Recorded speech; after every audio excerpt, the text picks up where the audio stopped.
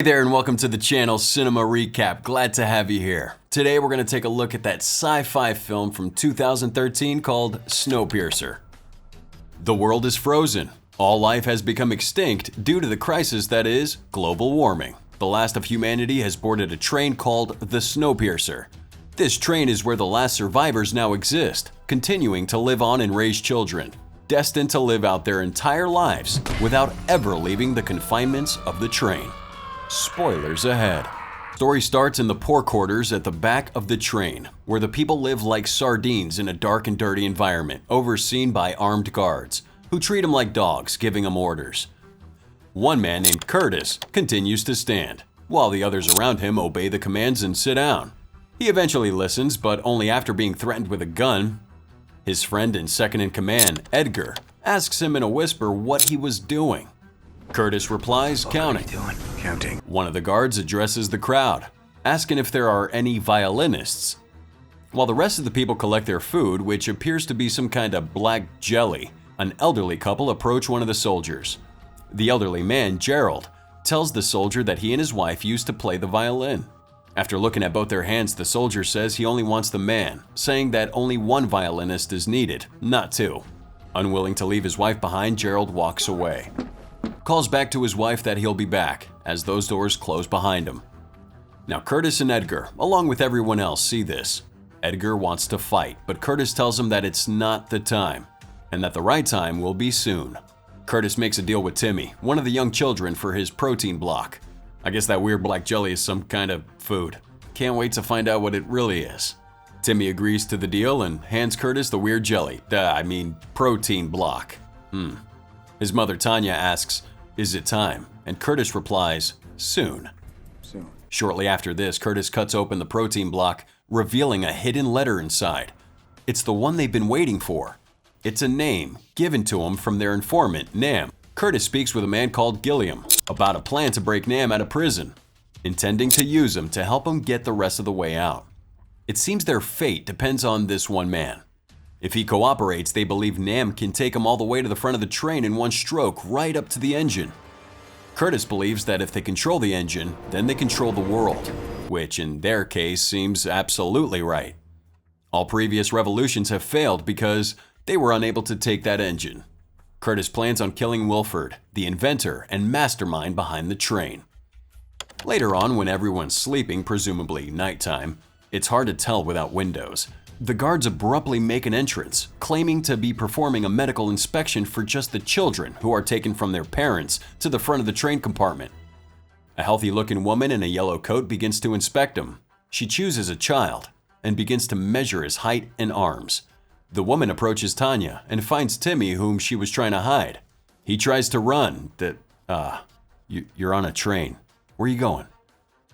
Well, he's caught and dragged away by the soldiers, held upside down as the woman in the yellow coat measures him. He and the other boy she measures are taken away, as the parents cry helplessly and try to fight to reach him, only to be held back by the guards. The father of the other boy, Andy, throws a shoe at the woman in the yellow coat and manages to strike her, causing her to bleed. As punishment for this, his arm is stuck outside that train to endure the freezing temperatures. And while this punishment's being carried out, another well-dressed woman named Mason enters the compartment and begins to lecture the people, telling them that everyone must stay in their allotted station. Easy for you to say, rich girl. She calls them all freeloaders and basically tells them that they should be grateful. So it is.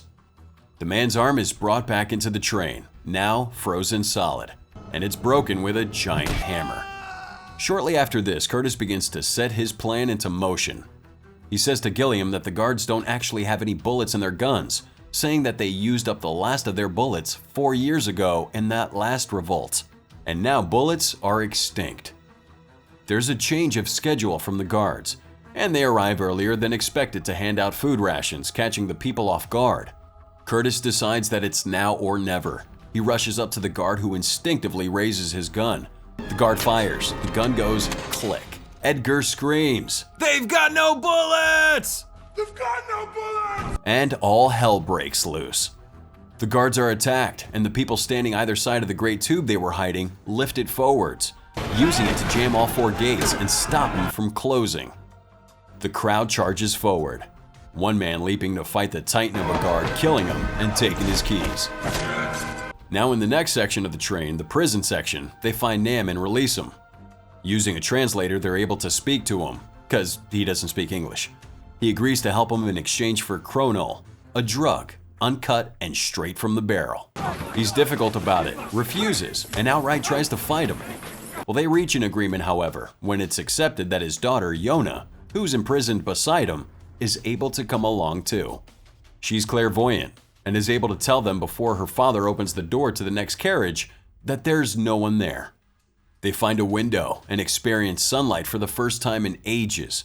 It's blindingly bright and beautiful, but still cold, because it's frozen outside. In the next carriage, we have the place where the food is made, the protein blocks. Here they find an old friend called Paul, who was taken from them some time ago. He's not the man they once knew. He's been all alone for a very long time, and seems to have lost his mind. Curtis sees at last the ingredients to their protein blocks. No, it's not humans. It's cockroaches. Nice. They learn from Paul that the water supply section is just a few cars up, one of the most crucial sections of the train. If they control the water, they control the negotiations. In the next carriage, however, they're met with what can only be described as a small army of scary-looking men dressed in black and carrying axes. A fight inevitably breaks out, and many are killed. A horn sounds off, and a smartly dressed man with a megaphone calls out that they're passing Yekaterina Bridge. Everyone stops, and the men dressed in black start counting down. Well, once that countdown reaches 0, they yell, "Happy New Year!" Yeah, there's a few odd scenes here and there. Well, they brace for an impact as that train hits not one, but 2 blocks of ice resting upon those tracks. After this, the smartly dressed man wishes them a safe passage, and they go back to fighting, which abruptly stops when they hear a gunshot. It's Mason. She speaks to him once again as she did before, reprimanding their behavior and saying they should accept their place. The train approaches a tunnel, plunging them all into darkness. Unable to see, the men are killed by the ones in black, until they're able to bring their own advantage, fire.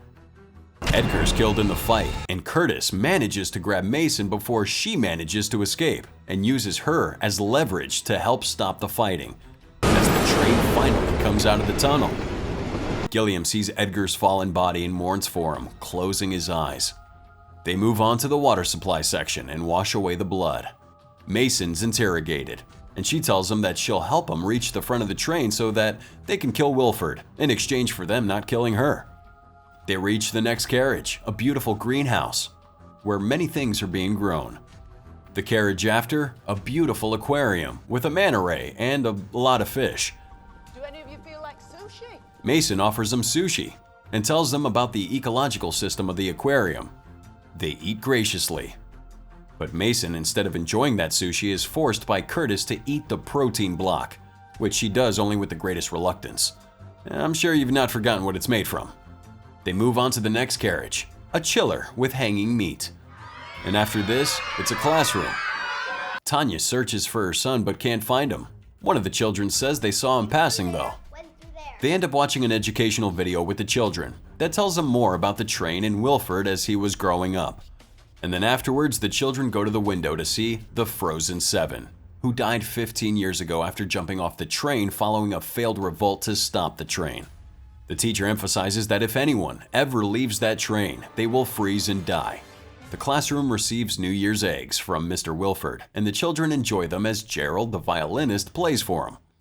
Curtis finds a hidden message in his egg that reads, "Blood."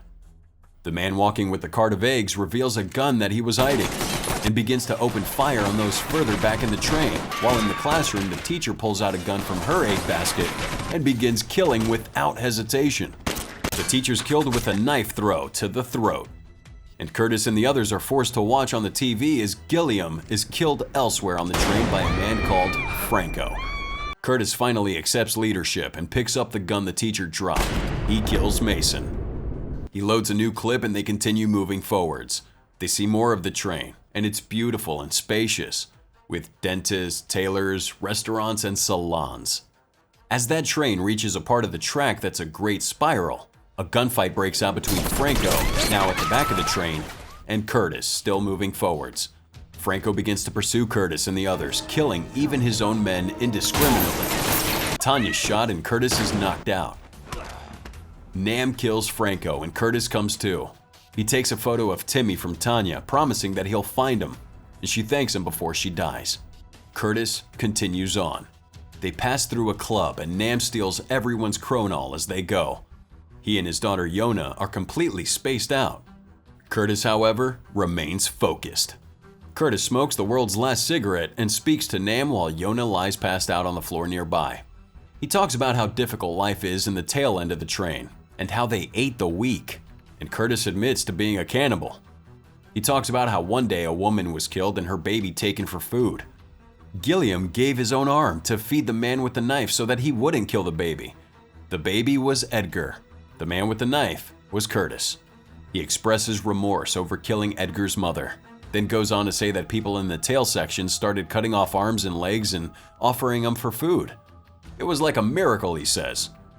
Nam thanks Curtis for sharing his story, but says that he'll not open the final gate, and that the only gate he wants to open now is the one to the outside world. Nam goes on to say he believes the snow's melting, saying how there was less snow on a crashed airplane spotted below Yekaterina Bridge earlier.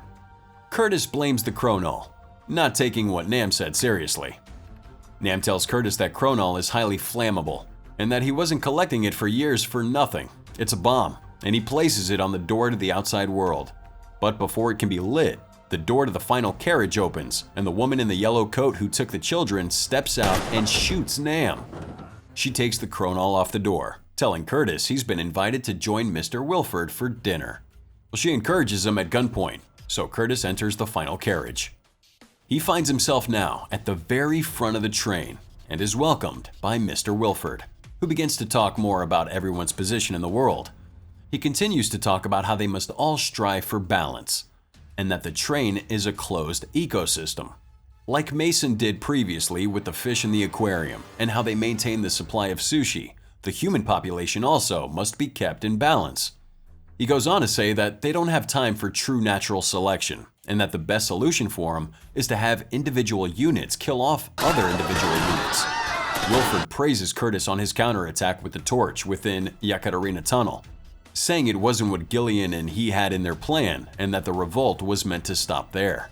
What? This catches Curtis off guard.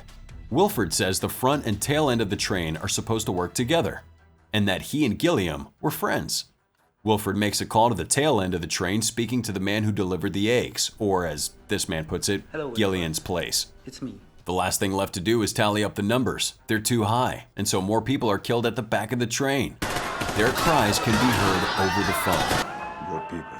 Curtis is enraged, but is forced to sit down again. Wilford continues talking, telling Curtis of the late-night phone calls he and Gilliam had previously, and how they would talk for hours. Curtis is struggling to process this. Now elsewhere on the train, Franco's revealed to, in fact, still be alive.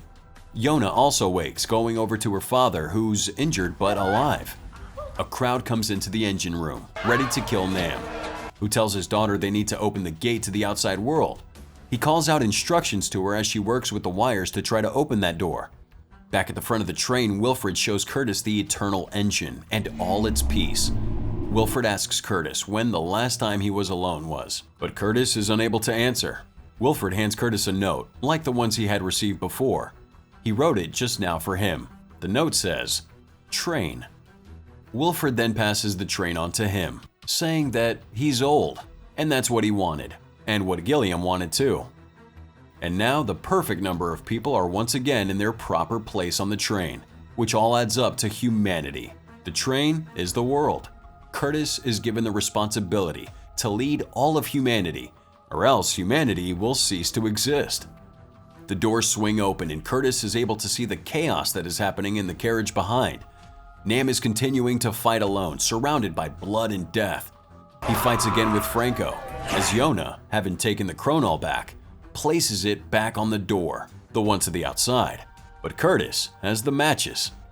She runs to him, but he pushes her away. Yona sensing something beneath her feet and pulls up a section of the floor, revealing machines working beneath them, Machines operated by a child, by Timmy. They finally found him. He was taken from the tail section to run the machines, as a piece of equipment recently became extinct, and now the work needs to be done manually. However, only a small person can fit down there, children under 5, children like Timmy. Wilford talks about the children in the tail section of the train as if they're tools to be used to work. Curtis punches him, then rushes back over to Timmy, shoving his arm inside the mechanics to stop. He gives Yona the last match, as Nam continues to fight Franco, breaking his neck. Andy, the other missing child, appears from a small space and climbs into the machine, continuing the work by hand. On the floor, Wilford reiterates how everyone has their place on the train. Curtis breaks his arm, getting Timmy out, and there's a huge explosion as the chronol is lit. An avalanche derails the train, which crashes, and after so many years, finally comes to a stop. Yona and Timmy survive, their bodies shielded by Nam and Curtis. In shock, Yona wanders outside and feels the touch of snow for the first time ever. They look around at the devastation that is the train. She sees in the distance a polar bear. Looks like there's life outside the train after all. And that wraps it up. Thanks for chilling with us on Snowpiercer, released in 2013. Starring Chris Evans as Curtis, Jamie Bell as Edgar, Tilda Swinton as Mason. Always a pleasure having you here. Till next time.